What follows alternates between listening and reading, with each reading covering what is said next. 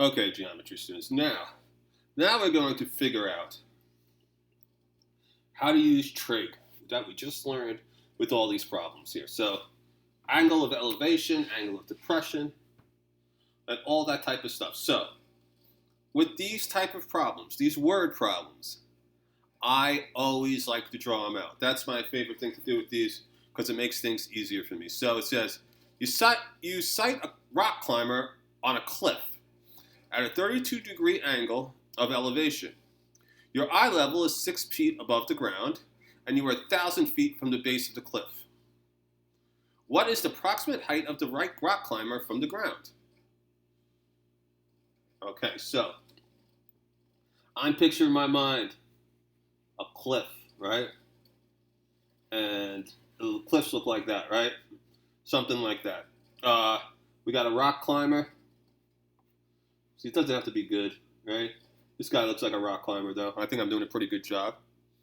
Now, it says you sight a rock climber on a cliff at a 32-degree angle of elevation. Your eye level is 6 feet above the ground. What is the approximate height of the rock climber? So it's saying I'm 1,000 feet from the cliff. So I'm over here. And the distance between me and the bottom of the cliff here is 1,000 feet. But it says an interesting thing. It says your eye level is 6 feet above the ground. So if I look straight ahead at this cliff, I am looking at the 6-foot mark. Okay, there's 6 feet right there. So if I look straight ahead, that's roughly my height. I make that a nice even number of 6 feet. Now, I am looking at that's my normal line of sight, but what I'm looking at today, at this moment, is I am looking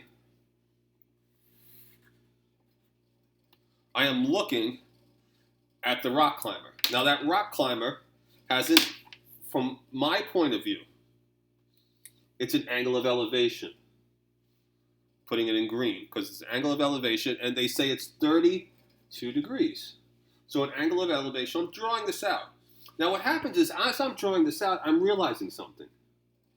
I am making a right triangle. And that's why it's important to draw these out. So now I realize, wait a second, there's a right triangle here. I'm going to put the little right triangle, the box here. See that right triangle? So, now, the question is, how high is this climber up? Just by looking at it. All we know is the degrees. We're measuring the degrees. And we're measuring the distance, which we already know. Somehow we know it's 1,000 feet. I guess we could, walk that distance and estimate it. That's totally possible. 32 degrees, you can do that with your iPhone if you know what to do. If I know on an iPhone, I used to have it. If you load your compass, right? Some people take the compass off, but if you load your compass and you used to be able to do it. Maybe not anymore. You used to be able to switch on a angle of how you're viewing. I guess not anymore. Okay. Well, maybe if I could find that later. But you can measure this angle, okay? You can literally measure this angle, 32 degrees from your normal line of sight. Let's make this blue. But now that I have SOHCAHTOA,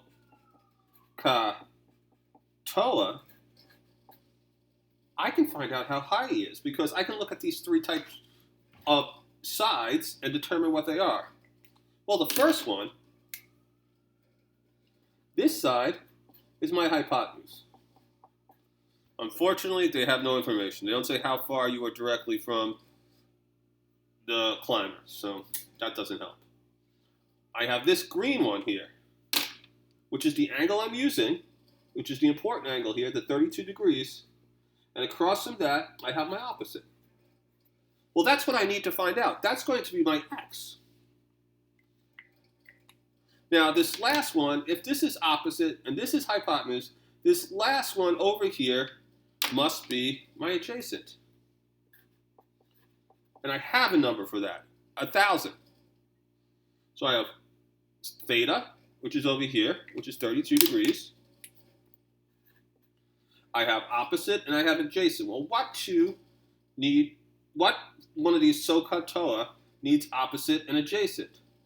TOA, opposite and adjacent. You can't use this one because I don't have a hypotenuse. I can't use this one because I don't have an hypotenuse. This one works because I have an opposite and an adjacent. And that's all I have to put in. Now, the nice thing is we know how to work these formulas. SOHCAHTOA.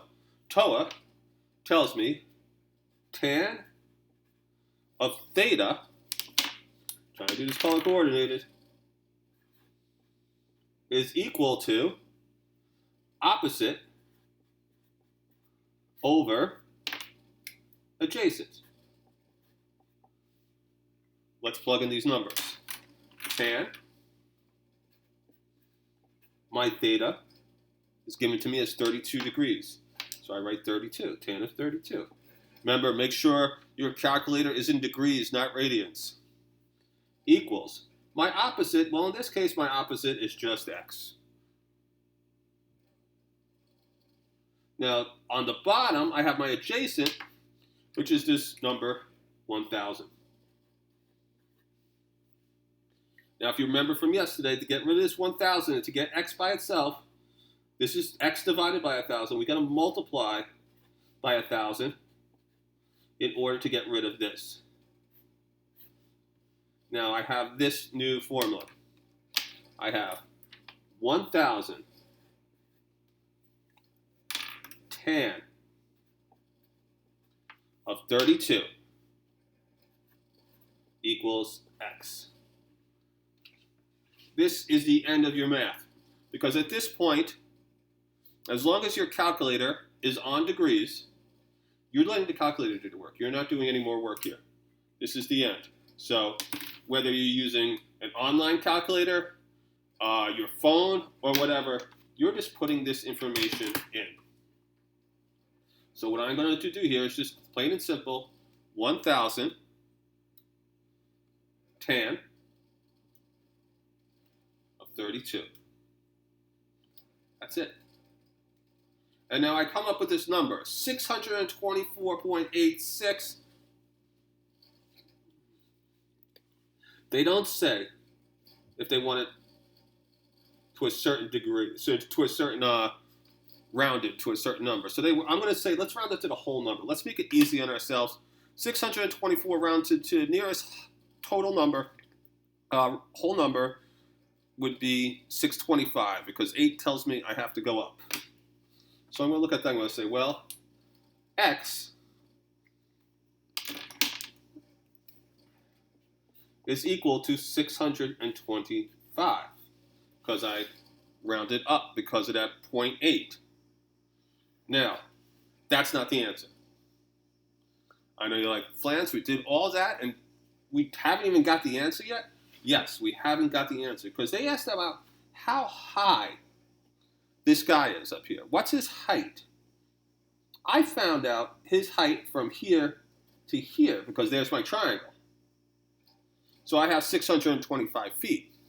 What I'm not taking into account as of yet is the height, those 6 feet there, from my line of sight to my elevated line of sight.